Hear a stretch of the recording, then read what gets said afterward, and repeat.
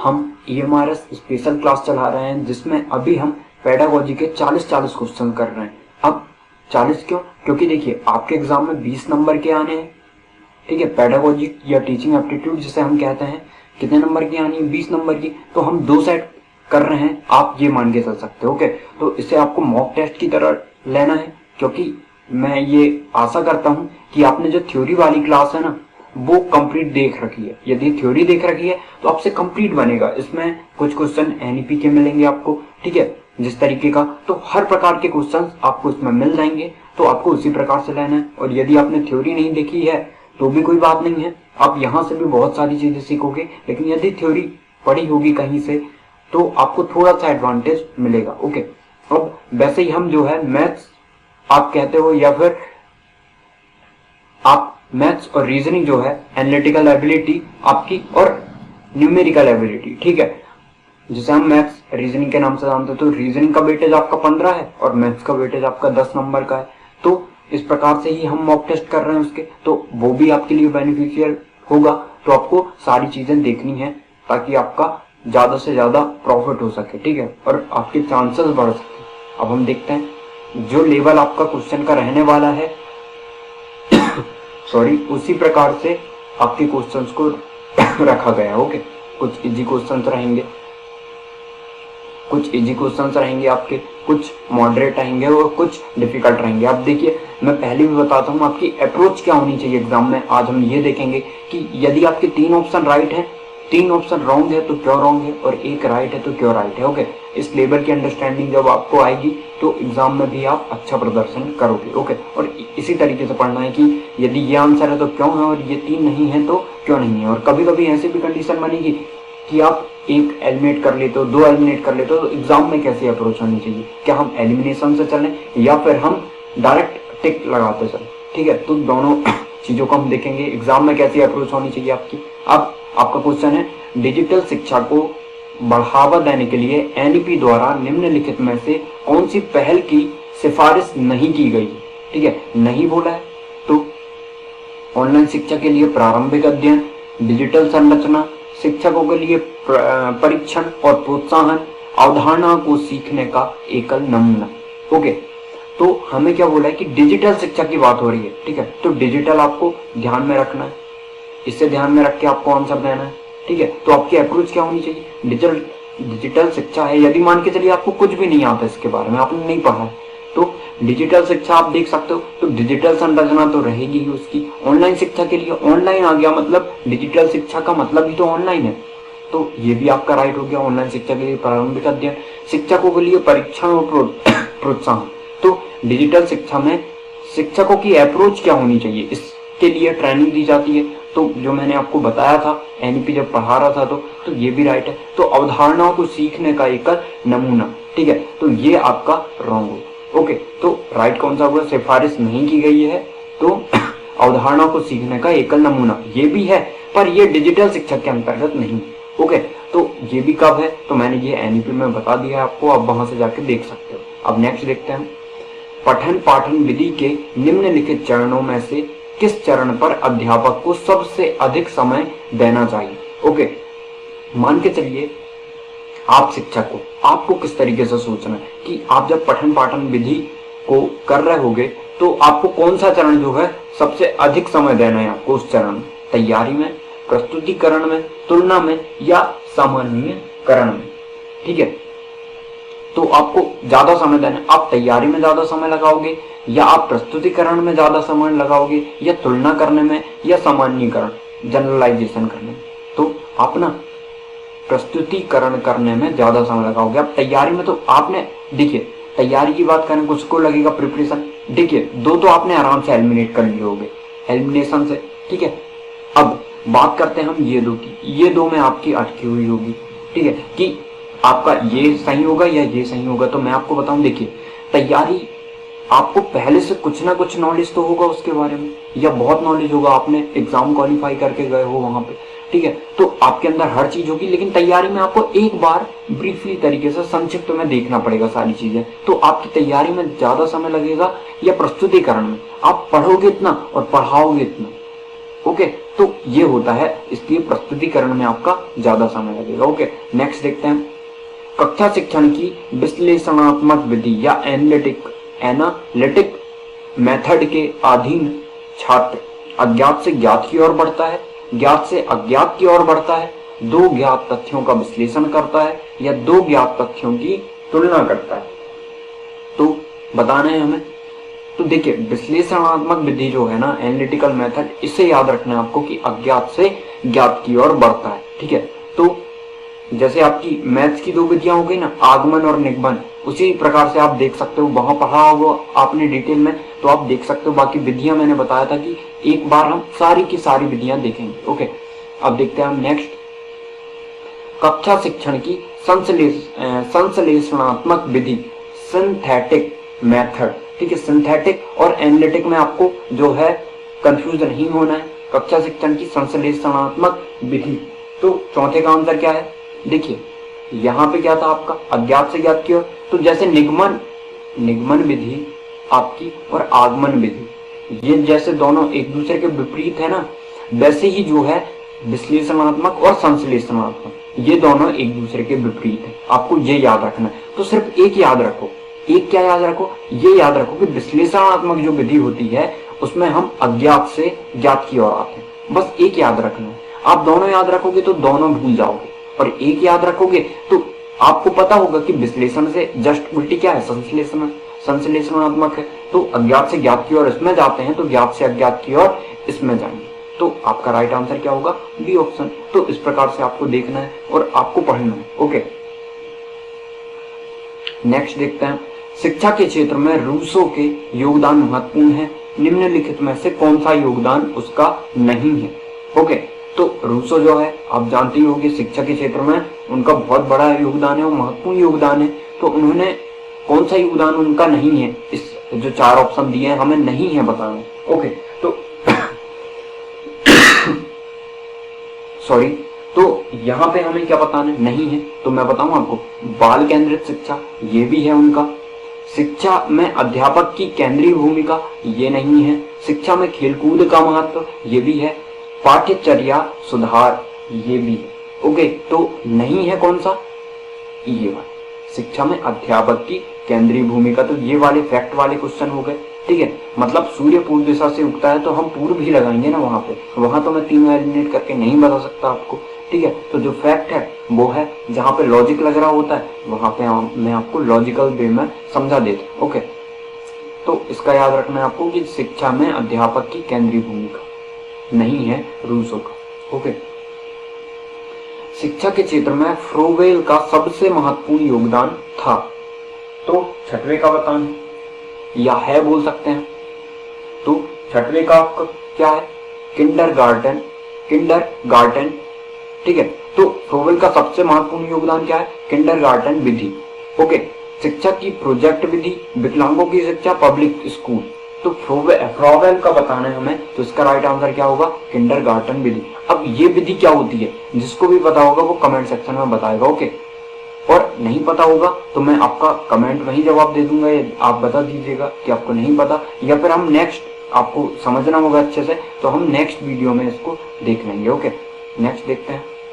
जो बच्चे शिक्षक के प्रश्न का उत्तर देने के लिए हाथ उठाते हैं, तो इसका आंसर देना है आपको। उनके उत्तर प्राय सही होते हैं, उनके उत्तर प्राय सही नहीं होते हैं, उनके उत्तर सही भी हो सकते हैं और गलत भी, वे पढ़ने में तेज होते हैं। तो सातवें का आंसर बताना है आपको।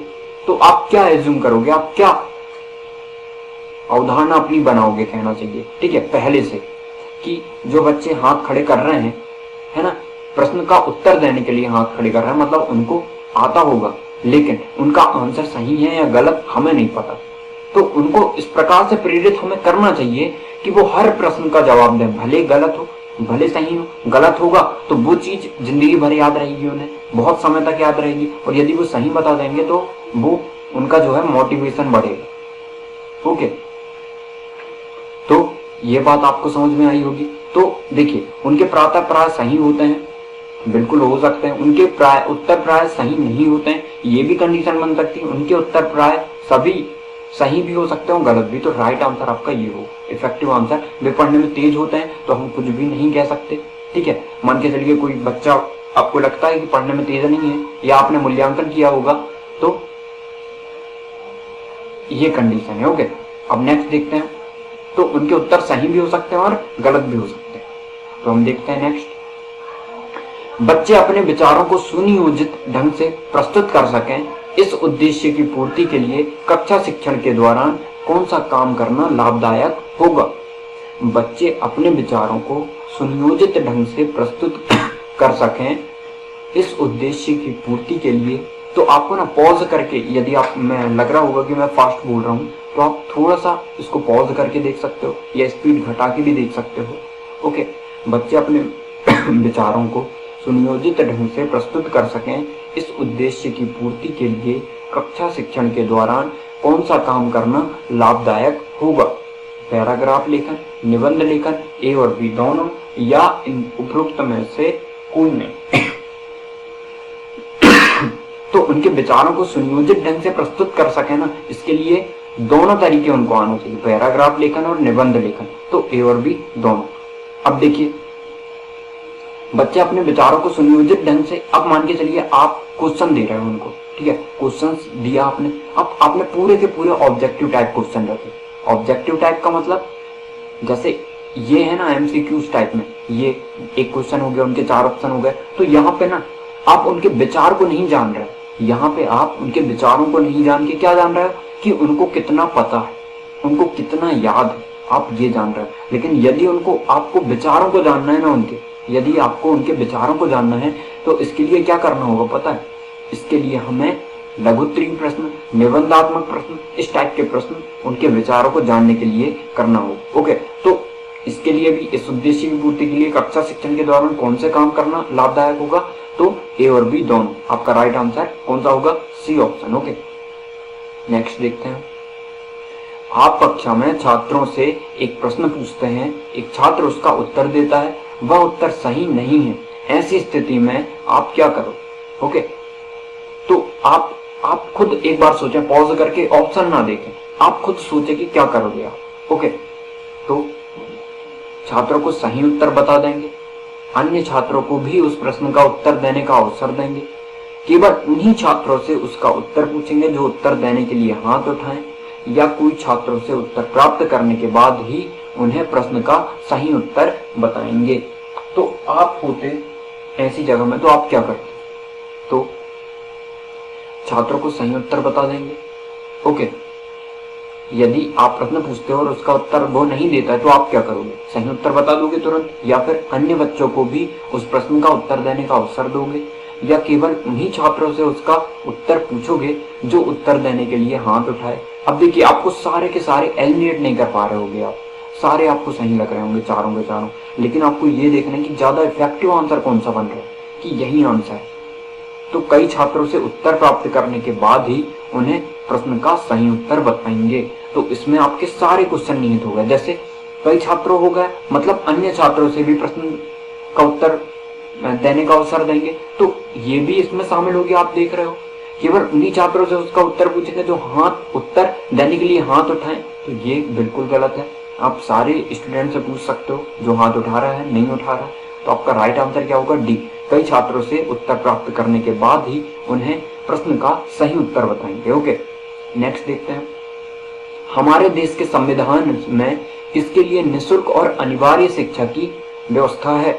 सभी छात्रों के लिए, 14 वर्ष तक के सभी बच्चों के लिए, सभी छात्रों और प्रौढ़ों के लिए, या सभी नागरिकों के लिए? तो ये जो है मैंने आपसे एनईपी में डिस्कस किया है डिटेल में, एनईपी 2020, ओके। तो इसका राइट आंसर आई होप आपको पता होगा, ओके। तो हमारे देश के संविधान में किसके लिए निःशुल्क और अनिवार्य शिक्षा की व्यवस्था है? तो ये आपको ना कमेंट सेक्शन में बताना है आपको राइट आंसर, ठीक है।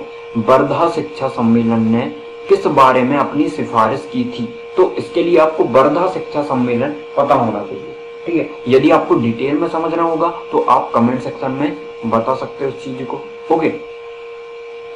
और वर्धा शिक्षक सम्मेलन ने किस बारे में अपनी सिफारिश की थी? तो इसके लिए मैं ब्रीफली बता देता हूँ कि इसने ना प्राइमरी शिक्षा के बारे में अपनी सिफारिश की थी वर्धा शिक्षा सम्मेलन में। ओके, तो ये आपको याद रखना है, डिटेल में पढ़ना है तो आप पढ़ सकते हो या मैं बता दूंगा आपको, यदि आप कमेंट सेक्शन में बताओगे तो आपका राइट आंसर क्या होगा, प्राइमरी शिक्षा के बारे में, स्त्रियों की शिक्षा के बारे में नहीं, अनिवार्य सैनिक शिक्षा के बारे में। अब यदि आपको ना इसका आंसर नहीं पता तो आप बता ही नहीं सकते, क्योंकि आपको सारे लग रहे होंगे आंसर, तो इसलिए आपको पता होना चाहिए। ओके, नेक्स्ट देखते हैं। बेसिक शिक्षा के अध्यापकों को ट्रेनिंग के लिए पहला ट्रेनिंग स्कूल कहाँ खोला गया था? बेसिक शिक्षा के अध्यापकों, यहाँ पे मिस्टेक है, टाइपिंग मिस्टेक, को ट्रेनिंग के लिए अपना ट्रेनिंग स्कूल कहाँ खोला गया था? ओके, तो आपको इसका आंसर बताना है, तो इसका आंसर क्या होगा, वर्धा में। ओके, राइट आंसर क्या होगा, वर्धा में। ये याद रखना है आपको, बेसिक शिक्षा के अध्यापकों को ट्रेनिंग के लिए अब पहला ट्रेनिंग स्कूल खोला गया था, कहाँ खोला गया था, वर्धा में। ठीक है, निःशुल्क और अनिवार्य प्राइमरी शिक्षा लागू होने के फलस्वरूप बालकों में साक्षरता बढ़ी है, देश में साक्षरता बढ़ी है, ग्रामीण क्षेत्रों में साक्षरता बढ़ी है, या उपरोक्त तीनों। तो 13वें का आंसर बताना है। अब देखिए, निःशुल्क और अनिवार्य प्राइमरी शिक्षा है ना, यदि बालकों में शिक्षा बढ़ती है, साक्षरता बढ़ती है, तो सीधी सी बात है देश में साक्षरता बढ़ेगी, ग्रामीण क्षेत्रों में साक्षरता बढ़ेगी, तो आपके तीनों आंसर राइट होंगे। नेक्स्ट देखते हैं। कक्षा में अनुशासनहीनता की समस्या पैदा होने की आशंका रहती है यदि बच्चों की आयु में बहुत विषमता हो। देखिए, कक्षा में अनुशासनहीनता की समस्या पैदा हो कब, जब बच्चों की आयु में बहुत विषमता हो, बच्चों को व्यस्त रखने के लिए पूरा काम ना दिया जाए, या बच्चों की संख्या मानदंड से बहुत अधिक हो, या उपरोक्त सभी। तो जब भी उपरोक्त सभी आ जाता है तो हर बार उपरोक्त सभी आंसर नहीं होता, लेकिन यहाँ पर है आपका। क्यों, बच्चों की आयु में बहुत विषमता हो, मतलब आयु की बात करें, कोई 15 साल का है, कोई 10 ही साल का है, कोई 5 ही साल का है, तो इनमें विषमता है ना, तो ये अलग अलग लेवल रहेगा इनका। ठीक है, कुछ बच्चे अलग तरीके से चलेंगे, कुछ बच्चे अलग तरीके से चलेंगे, तो अनुशासनहीनता रहेगी। बच्चों की व्यस्त रखने के लिए पूरा काम ना दिया जाए। यदि मान के चलिए आप किसी काम बस कहीं बाहर चले गए या क्लास से बाहर चले गए, तो बच्चे क्या करेंगे, हल्ला करने लगेंगे। लेकिन आप उन्हें बताओ कि 5 मिनट के अंदर आपको ये क्वेश्चन कंप्लीट करना ही करना है, नहीं तो कुछ ना कुछ आपने बोल दिया, या जॉन करेगा उसे कुछ ना कुछ पुरस्कार मिलेगा। ठीक है, ये कंडीशन बन गई। अब आपने कुछ भी कार्य नहीं दिया ना, तो क्या होगा, अनुशासन में कमी आएगी, अनुशासनहीनता होगी। बच्चों की संख्या मानदंड से बहुत अधिक हो, मतलब बच्चे जो है रखना था 30, लेकिन आपने रख लिए 80 70 रख लिए मान के चलिए, तो क्या होगा, आप संभाल पाओगे या हर एक के ऊपर ध्यान दे पाओगे, नहीं, और अनुशासनहीनता होगी। तो ये कंडीशन आपके लिए, तो अब इसका राइट आंसर क्या होगा, उपरोक्त सभी।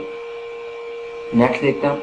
यदि शिक्षक किसी छात्र के साथ ऐसा व्यवहार करे जैसा वह छात्र बुद्धू हो, तो इस बात का भय है कि वह छात्र हीन भावना से ग्रसित हो जाए, अध्यापक की आज्ञा का उल्लंघन करने लगे, खूब मेहनत से पढ़ाई करके यह सिद्ध कर दे कि इसके बारे में अध्यापक की राय गलत है, स्कूल छोड़कर अन्यत्र चला जाए। तो आपको सोचना है क्या आंसर होगा इसके लिए। यदि शिक्षक किसी छात्र के साथ ऐसा व्यवहार करता है, 1 सेकेंड, करे जैसे वह छात्र बुद्धू हो, मतलब मंदबुद्धि हो कह सकते हैं, इस बात का भय है कि वह छात्र हीन भावना से ग्रसित हो जाएगा या अध्यापक की आज्ञा का उल्लंघन करने लगेगा, तो ये इफेक्टिव आंसर नहीं है। जब खूब मेहनत से पढ़ाई करके या सिद्ध कर दे कि इसके बारे में अध्यापक की राय गलत है, तो इनमें से ना 90% या हम 99% ही बच्चे ऐसा नहीं करते हैं, 1% बच्चे ही 100 में से ऐसा कर पाते हैं। ओके, स्कूल छोड़कर अन्यत्र चला जाए, नहीं, हीन भावना से ग्रसित हो जाएगा, तो सारी की सारी उसमें ऐड हो जाएंगी सारी चीजें, तो आपका राइट आंसर क्या होगा, ए। ओके, नेक्स्ट देखते हैं। नीचे अच्छे शिक्षण की कुछ विशेषताएं दी हुई हैं, इनमें से कौन सी गलत है आपको बतानी है। नीचे अच्छे शिक्षण की कुछ विशेषताएं दी हैं, इनमें से कौन सी गलत है। अच्छा शिक्षण आदेशात्मक होता है, अच्छा शिक्षण प्रेरणादायक होता है, अच्छा शिक्षण सुनियोजित होता है, अच्छा शिक्षण पथ प्रदर्शक होता है। तो 16वें का आंसर बताना, अब आपको सारे के सारे राइट लग रहे हैं। ओके, तो ना यहाँ पे आप अपनी राय देंगे, आंसर क्या आएगा कि आप कैसे करते हो, एलिमिनेट करते हो, क्या करते हो। एक ऊपर दिया था क्वेश्चन इजी का, ये भी इजी है।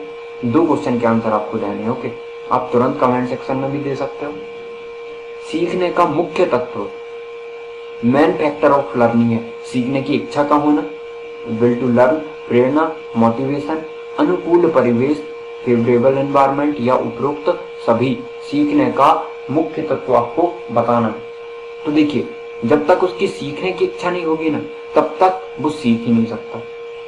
ओके, जब प्रेरणा नहीं होगी, मोटिवेशन नहीं होगी किसी काम को करने में, तो वो उस काम को कर ही नहीं पाएगा। वो 10 मिनट 15 मिनट से ज्यादा टिक ही नहीं पाएगा उस चीज में। अनुकूल परिवेश, बिल्कुल परिवेश भी आपका अनुकूल होना चाहिए। इसका मतलब ये है कि ऐसी जगह में आप सिखा रहे हो जहाँ बहुत ज्यादा कोलाहल या हर क्लास के बच्चे वहां सीख रहे हैं, तो ये भी सही नहीं है। तो अनुकूल परिवेश का भी होना जरूरी, इसलिए उपरोक्त सभी आपका राइट होगा।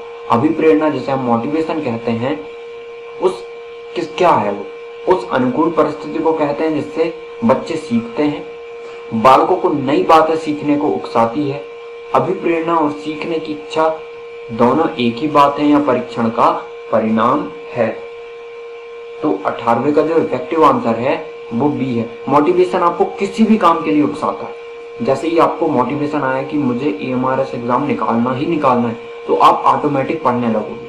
ठीक है, जैसे ही डेट आई तो डेट आपका मोटिवेशन हो गया, जैसे ही डेट आएगी आप सीधे लग जाओगे उस चीज में। ओके, तो ये चीज है। तो मोटिवेशन क्या है?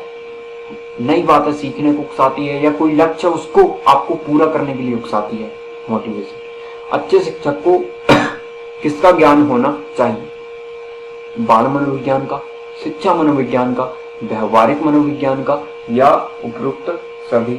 बहुत इजी है, क्या होगा? उपरोक्त सभी। बाल मनोविज्ञान, शिक्षा मनोविज्ञान और व्यवहारिक मनोविज्ञान मैंने बहुत डीपली पढ़ा है। आपको जो मेरी फर्स्ट ही वीडियो होगी ना बाल विकास की, अब वहां से देख सकते हो उसको। ठीक है, शिक्षा के प्रेरणा के सिद्धांत का क्या अर्थ है? शिक्षा के प्रेरणा के सिद्धांत का क्या अर्थ है आपको ये बताना है। ओके, प्रेरणा छात्रों में रुचि उत्पन्न करती है, प्रेरणा छात्रों को स्मरण शक्ति को तीव्र करती है, प्रेरणा छात्रों को अनुभव प्रदान करती है, या प्रेरणा द्वारा छात्र अपने नए अनुभव को पुराने अनुभव से जोड़ता है। तो 20वें का आंसर क्या होगा? राइट, प्रेरणा छात्रों में रुचि उत्पन्न करती है। सबसे प्रेरणा का जो सिद्धांत है ना, वो क्या है? प्रेरणा छात्रों में रुचि उत्पन्न करती है। नेक्स्ट देखते हैं, शिक्षा का रुचि का सिद्धांत बताता है कि, ठीक है, अभी हमने प्रेरणा का सिद्धांत देखा था जिसमें रुचि काम कर रही थी आपकी। अब रुचि का सिद्धांत में देखते हैं क्या काम करता है। ओके, तो रुचि का सिद्धांत बताता है कि, तो इसका आंसर आपको बताना है, शिक्षक को अपने छात्रों को पढ़ाने में रुचि लेना चाहिए, शिक्षक को बालक में सीखने की रुचि पैदा करनी चाहिए, रुचि से छात्रों का जीवन संवरता है, या छात्रों को जिस कार्य में रुचि नहीं होती उसे वे मन लगाकर नहीं करते। तो रुचि का सिद्धांत क्या है? D number. छात्रों को जिस कार्य में रुचि नहीं होती ना, उसे वो मन लगाकर नहीं करते, इसलिए सबसे ज्यादा रुचि का सिद्धांत क्या कहता है? किसी भी काम को करने के लिए उसकी उसमें रुचि होनी चाहिए, इंटरेस्ट होना चाहिए। नेक्स्ट देखते हैं, छात्र को क्या और कितना पढ़ाया जाए, इस बात का निर्णय अध्यापक करता है, यह शिक्षा के सिद्धांत के अंतर्गत आता है। तो 22वें का आंसर आपको बताना है, निश्चित उद्देश्य का सिद्धांत, चयन का सिद्धांत, नियोजन का सिद्धांत या रुचि का सिद्धांत। छात्र को क्या और कितना पढ़ाया जाए, ये आपका चयन का सिद्धांत बताता है। आप डिसाइड करोगे क्या पढ़ाया जाए, चयन कर रहे हैं, आपके पास 4-5 चीजें हैं आज की कंडीशन में। ठीक है, आज का एक टॉपिक बनाना है आपको, तो क्या पढ़ाया जाए आपने ये चूज कर लिया, मतलब ये टॉपिक आपको बनाना है। कितना पढ़ाया जाए, मान के चलिए ये जो है 3 पेज का है, लेकिन कितना पढ़ाया जाए आप चूज करोगे ना कि 1 पेज पढ़ाना है, 2 पेज पढ़ाना है आपको। तो ये जो है चयन का सिद्धांत है आपका। ठीक है, तो आई होप आपको समझ में आया होगा। एक अच्छी परीक्षा में 3 गुण जरूरी होते हैं। वैधता, बिल्कुल, मैंने एक अच्छे परीक्षण में ना 3 गुण होते हैं, ये बहुत डिटेल में पढ़ा है आपको। ठीक है, तो इसका आंसर भी आप दोगे, 3 आंसर आपको देने हैं। ओके, वैधता, विश्वसनीयता और व्यवहारिकता, हर चीज मैंने डिटेल में बता रखी है वहां पे। ठीक है, एक अच्छे परीक्षण में 3 गुण होते हैं, तो ये चीजें आपको देखनी। ओके, क्योंकि डिटेल में पढ़ोगे, जो चीज मैं आपको ऐसा बता रहा हूँ ना, और ये आप जाके देखते हो तो आप वो जिंदगी में कभी भी नहीं भूलोगे। तो इसलिए मैं आपको कह रहा हूँ कि ये जो क्वेश्चन है ना आएगा, बिल्कुल पक्की बात है, क्योंकि ये एक आपके सिलेबस में है और पक्का है कि एक ना एक क्वेश्चन इनके अच्छे परीक्षण से बनने ही बनने हैं। नेक्स्ट देखते हैं। शिक्षा का एक सिद्धांत है कि बालक के पूर्व ज्ञान को जानकर उससे जोड़कर नए ज्ञान दिया जाए। बालक का पूर्व ज्ञान कैसे पता लगाया जाए? उसके माँ बाप से पूछकर, बिल्कुल भी नहीं, एलिमिनेट कर लोगे। उसके साथ बात करके, उससे प्रश्न पूछ के, इससे भी लगाया जा सकता है। उससे प्रश्न पूछकर, मनोविज्ञान की पुस्तकें पढ़कर। तो राइट आंसर क्या होगा आपका? Effective answer. उससे प्रश्न पूछोगे आप कि उससे कितना आता है। मान के चलिए आप पढ़ा रहे हो, क्या त्रिभुज पढ़ा रहे हो, ठीक है, तो उसको पहले तो एंगल के बारे में पता होना चाहिए प्रीवियस नॉलेज से, ठीक है, कि ये एंगल कितना होता है। ओके, तो 3 एंगल जब मिलेंगे या 3 भुजाएं जब मिलेगी, उसको भुजा का मतलब पता होना चाहिए। ओके, तो ये सब चीजें उसको पता होगी तो आप त्रिभुज आसानी से पढ़ा पाओगे। ओके, अब जैसे त्रिभुज में आपको सिमिलैरिटी पढ़ाना है तो सबसे पहले आप त्रिभुज का नॉलेज पूछोगे कि त्रिभुज उनको पता भी है क्या नहीं। तो उनसे पूछोगे आप, क्या आप त्रिभुज को जानते हो? तो वो बोलेंगे नहीं। आप एक आकृति बना दोगे, ओके, आकृति बना दोगे तो वो आप पूछोगे कि ये क्या है, तो वो बोलेंगे त्रिभुज है, ठीक है। तो आप समझ जाओगे कि उनको इस चीज का नॉलेज है। फिर आप कहोगे, आप ऐसे क्वेश्चन पूछते जाओगे जिससे प्रीवियस नॉलेज उनका पता चलते जाएगा। नेक्स्ट देखते हैं। पाठ्य योजना तभी सही बन सकेगी जब शिक्षक को छात्रों के पूर्व ज्ञान का पता होता है, विभिन्न शिक्षण विधियों का ज्ञान हो, शिक्षण सिद्धांतों का ज्ञान हो, या उपरोक्त सभी। तो स्वाभाविक सी बात है, उपरोक्त सभी होगा। छात्रों के पूर्व ज्ञान का पता होगा तभी आप पाठ्य योजना बना पाओगे ना, कि आप ऐसा कर दो कि सारा का सारा पूर्व ज्ञान से संबंधित है। तो ये भी ज्यादा सही नहीं है कि उनको कुछ ना कुछ तो नॉलेज होना चाहिए। तो ये भी है, विभिन्न शिक्षण विधियों का ज्ञान हो तभी आप पाठ्य योजना बना सकते हो कि यदि आपको मान के चलिए ये टॉपिक पढ़ाना है तो उसमें आप कैसी अप्रोच लगाओ। तो ये भी जरूरी है, सारी शिक्षण विधियों का ज्ञान होना चाहिए। शिक्षण सिद्धांतों का ज्ञान हो, बिल्कुल सिद्धांतों का ज्ञान होगा तो आप अच्छे तरीके से शिक्षण कार्य कर सकोगे। ओके, नेक्स्ट देखते हैं। अभ्यास से याद होता है, ज्ञानेंद्रियों का प्रशिक्षण होता है, गृह कार्य नियमित करने की आदत पड़ती है, या ज्ञान प्राप्त होता है। तो 26वें का इफेक्टिव आंसर बताने हैं आपको। ओके, तो अभ्यास से क्या होता है? याद होता है, या ज्ञानेंद्रियों का प्रशिक्षण होता है। तो राइट आंसर आपका क्या होगा? ज्ञानेंद्रियों का आपका प्रशिक्षण होता है। बार बार अभ्यास कर रहे हो, किसी भी चीज का अभ्यास हो, सिर्फ पढ़ने से रिलेटेड नहीं। तो पढ़ने से रिलेटेड नहीं है तो सिर्फ याद होता है, हम ये तो कह नहीं सकते ना, इसलिए आपका सेकंड आंसर होगा। ओके, आपको समझ में आ गया क्यों सेकंड है? अब नेक्स्ट देखते हैं। आप किस छात्र को समस्या छात्र, प्रॉब्लमेटिक स्टूडेंट्स मानेंगे? जो कक्षा शिक्षण के दौरान बहुत से प्रश्न करे, जो कक्षा शिक्षण के दौरान पढ़ाई की ओर ध्यान न दे, जो कक्षा शिक्षण से अलग अपने आप में खोया रहे, या जो अपनी क्रियाओं से कक्षा में अनुशासनहीनता बढ़ाए। तो 27वें का बताना है। अब देखिए, जो कक्षा शिक्षण के दौरान बहुत से प्रश्न करे तो ये जो है छात्र समस्या छात्र नहीं होता है, हमें समस्या छात्र बताना है। तो जो कक्षा शिक्षण के दौरान पढ़ाई की ओर ध्यान न दे, बिल्कुल। जो कक्षा के छात्र से अलग अपने आप में खोया रहे, बिल्कुल। लेकिन आप देख रहे होगे कि ये दोनों चीज इसमें शामिल है, तो हमें इफेक्टिव आंसर देखना है। तो राइट आंसर आपका डी होगा। जो अपनी क्रियाओं से, क्रिया कैसे कर रहा है, या तो वो ध्यान नहीं देगा उसमें, या फिर वो किसी और चीज में खोया रहेगा, पेन हिला रहा होगा, या फिर अपनी पुस्तक जमा रहा होगा, या किसी और विषय की लिखाई कर रहा होगा, ठीक है। तो ये अनुशासनहीनता बढ़ाए। तो जो अपनी क्रियाओं से कक्षा में अनुशासनहीनता बढ़ाए वो समस्या का छात्र होता है, क्योंकि वो छात्र से पूरी क्लास डिस्टर्ब होती है। ओके, नेक्स्ट देखते हैं।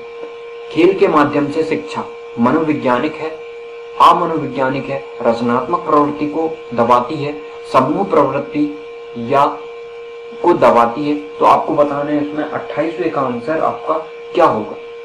खेल के माध्यम से शिक्षा मनोवैज्ञानिक है, अमनोवैज्ञानिक है, रचनात्मक प्रवृत्ति को दबाती है नहीं, समूह प्रवृत्ति को दबाती है नहीं। जब भी नेगेटिव आंसर आए ना तो बिल्कुल आप 100% उसे एलिमिनेट कर दिया करो। तो खेल के माध्यम से शिक्षा क्या है? मनोवैज्ञानिक है। ओके, शिक्षा की खेल विधि का अर्थ है, शिक्षा की खेल विधि का अर्थ है खेल क्रियाओं द्वारा शिक्षा, खेल क्रियाओं द्वारा मनोरंजन, खेल की शिक्षा या क्रियाशीलता पर जोर। तो शिक्षा की खेल विधि ना, खेल क्रियाओं द्वारा शिक्षा। खेल क्रियाओं द्वारा शिक्षा कैसे प्रदान की जा सकती है? मान के चलिए आपको उनसे गिनती याद करवाना है या गिनती पूछना है, तो आप कहोगे कि जाओ वहां से आपको 10 पत्थर उठा के लेके आए, या फिर आप कह दो ऐसा कि खेल में कि आपको ना 5 गेहूं के दाने, 2 मूंगफली के दाने, ठीक है, और 3 आपको जो है किसी दाल के दाने लाने। तो इस तरीके से आप पढ़ा सकते हो उनको। नेक्स्ट देखते हैं, इसका आंसर ए होगा। कक्षा शिक्षण की उत्तम प्रणाली वह है जिसमें प्रश्नोत्तर की आवश्यकता ना पड़े। तो ये तो हो ही नहीं सकती, अच्छी शिक्षण प्रणाली तो ये हो ही नहीं सकती आपकी। अध्यापक छात्रों से प्रश्न पूछे, हाँ यह उत्तम प्रणाली है आपकी, कक्षा शिक्षण की उत्तम प्रणाली में शामिल है। छात्र अध्यापक से शंका समाधान करे, ठीक है, ये भी है। अध्यापक और छात्र दोनों प्रश्न पूछे, तो ज्यादा इफेक्टिव बताना है ना हमें, डी ऑप्शन आपका राइट होगा। अध्यापक भी प्रश्न पूछे और छात्र भी प्रश्न पूछे अध्यापक से। तो राइट आंसर क्या होगा? कक्षा शिक्षण की उत्तम प्रणाली वह है जिसमें अध्यापक और छात्र दोनों इन्वॉल्व हों, दोनों प्रश्न पूछें। तभी तो आप कहोगे कि इफेक्टिव शिक्षण हो रहा है, मतलब उनको कुछ समझ में आ रहा है, तभी तो वो क्वेश्चन पूछ रहे हैं। अब उन्हें कुछ चीज समझ में नहीं आ रही है, तब भी तो वो क्वेश्चन पूछ रहे हैं ताकि वो और अच्छे से समझ सके। तो वो इन्वॉल्व है एक तरीके से। अब शिक्षक क्यों क्वेश्चन पूछ रहे हैं? क्योंकि शिक्षक ने जो भी पढ़ाया है उससे रिलेटेड क्वेश्चन करके वो देखना चाहते हैं कि छात्र को कितना समझ में आया। ओके, कक्षा में आप प्रश्न करना पसंद करेंगे जिसका उत्तर सभी छात्र दे सके, जिसका उत्तर कोई भी छात्र न दे सके, जिसका उत्तर शायद ही कोई छात्र दे सके, या जिसका उत्तर देने के लिए छात्र को कुछ ना कुछ सोचना पड़े। तो इस का आंसर आपको पढ़ के समझ में आ रहा होगा, डी ऑप्शन। जिसका छात्र उत्तर सभी दे सके, तो ऐसा क्वेश्चन आप क्यों पूछोगे? जिसका उत्तर कोई भी छात्र ना दे सके, ये भी क्वेश्चन हमें नहीं पूछना चाहिए कक्षा में, ठीक है। तो कक्षा में आप प्रश्न करना पसंद करेंगे तो आपके हिसाब से बताना है, ठीक है। तो आपकी बात हुई है ना, तो आपको कमेंट सेक्शन बताना आपके लिए क्या आ रहा है।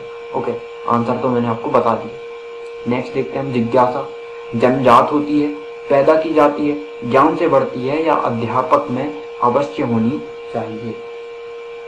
तो जिज्ञासा जो है ना, जन्मजात होती है नहीं, पैदा की जाती है। जिज्ञासा किसी चीज को, देखिए मान के चलिए मैंने आपको कोई कहानी बता रहा हूँ, ठीक है, जैसे मान के चलिए बाहुबली का चैप्टर नंबर 1, उसमें क्या था, कटप्पा ने बाहुबली को मार दिया और फिर हमें पता ही नहीं चला कि क्यों मारा।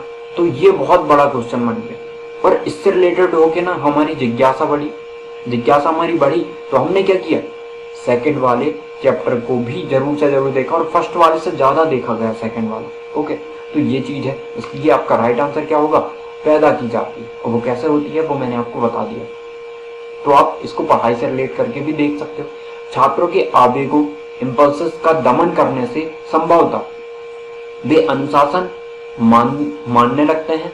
अब आवेगों का आप दमन कर रहे हो तो आपको सोचना है, ये तो हो ही नहीं सकता, अनुशासन मानने लगते हैं, ठीक है, वे अनुशासन मानने लगते हैं, नहीं, आवेगों का दमन करोगे तो ये सही नहीं है। उनमें विद्रोह भावना पनपने लगती है, ओके, या उनकी सृजनात्मक शक्ति कुंठित हो जाती है। तो राइट आंसर क्या है, बी और सी, मतलब नेगेटिव चीज है तो नेगेटिव ही उसका आंसर होगा। तो राइट आंसर क्या होगा आपका, बी और सी। जब उनके आवेगों का दमन किया जाता है तो उनमें विद्रोह भावना पनपने लगती है और उनकी सृजनात्मक शक्ति जो है वो कुंठित हो जाती है। नेक्स्ट देखते हैं 34वां नंबर, कक्षा शिक्षण के दौरान आप छात्रों से कैसे प्रश्न पूछेंगे? उस पाठ से संबंधित जो उस समय पढ़ाया जा रहा है, बिल्कुल। पहले पढ़ाए गए पाठ से संबंधित, बिल्कुल आप उससे भी पूछ सकते हो प्रीवियस नॉलेज लाने के लिए कि उनको कितना याद है। बालक के पूर्व ज्ञान से संबंधित, पूर्व होगा, ओके जी, पूर्व ज्ञान से संबंधित, तो ये भी सही है। तो उपरोक्त सभी आपका राइट आंसर होगा।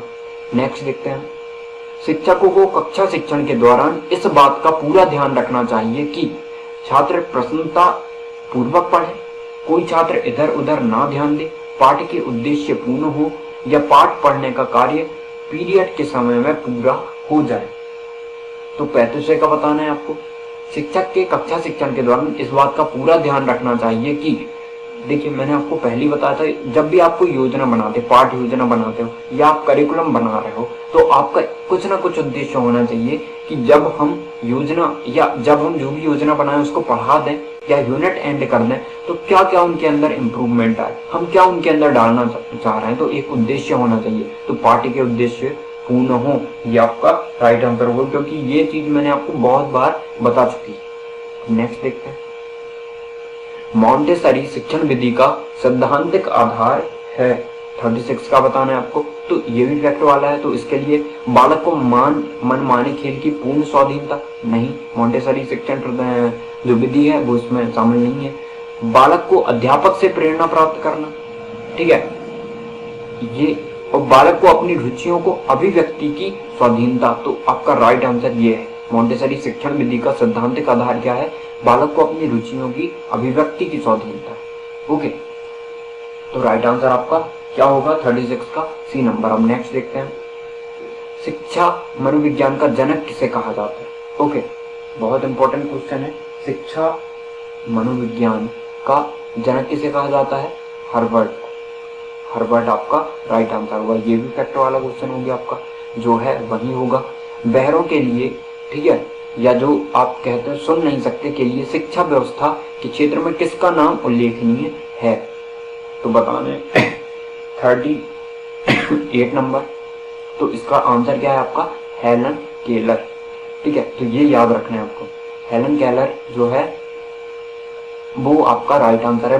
बहरों के लिए शिक्षा व्यवस्था के क्षेत्र में किसका नाम उल्लेखनीय है? जो सुन नहीं सकते, ये वर्ड का हम यूज नहीं करते हैं। ठीक है, ये वर्ड का हम यूज नहीं करते हैं क्योंकि इससे क्या होता है, ठेस पहुंचती है भावनाओं को, इसलिए। अब जो देख नहीं सकते, ओके, जो देख नहीं सकते वो बच्चों को पढ़ाने वाले अध्यापकों की ट्रेनिंग देने वाला स्कूल कहाँ है? ठीक है, तो इसका जो राइट आंसर है वो क्या है? देहरादून में। ओके, एक पिक्चर भी बनी, आपको पता होगा। तो अच्छे बच्चों को पढ़ाने वाले अध्यापकों की ट्रेनिंग देने वाला स्कूल क्या है? देहरादून। नेक्स्ट देखते हैं हम, नई शिक्षा नीति 2020 के संबंध में निम्नलिखित में से कौन सा कथन सही है? एनईपी का क्वेश्चन आ गया आपका। New education policy, pre primary school से ग्रेड 12 तक स्कूलिंग के सभी स्तरों पर यूनिवर्सल एक्सेस सुनिश्चित करना, प्रारंभिक बाल्यावस्था देखभाल और शिक्षा ECCE early childhood care and education, जिसका हिंदी है प्रारंभिक बाल्यावस्था देखभाल और शिक्षा 3 वर्ष की उम्र में से होनी चाहिए। मानक संसाधन विकास मंत्रालय, शिक्षा मंत्रालय MOE के रूप में फिर से तैयार किया गया है। ठीक है, तो राइट आंसर क्या होगा आपका? तीनों ही राइट है आपके। इसलिए राइट आंसर A, B और C तीनों। ओके, आई होप आपको चीजें समझ में आई होगी। जो भी आपको प्रॉब्लम होगी आप वो कमेंट सेक्शन में बता सकते हैं। ठीक है, कमेंट में आपका मैं जवाब दे दूंगा, या फिर आपको नेक्स्ट वीडियो में यदि कोई ऐसी प्रॉब्लम होगी तो नेक्स्ट वीडियो में एक्सप्लेन करके आपको बता दूंगा। ओके, आई होप आपको चीजें समझ में आई होगी। Thank you.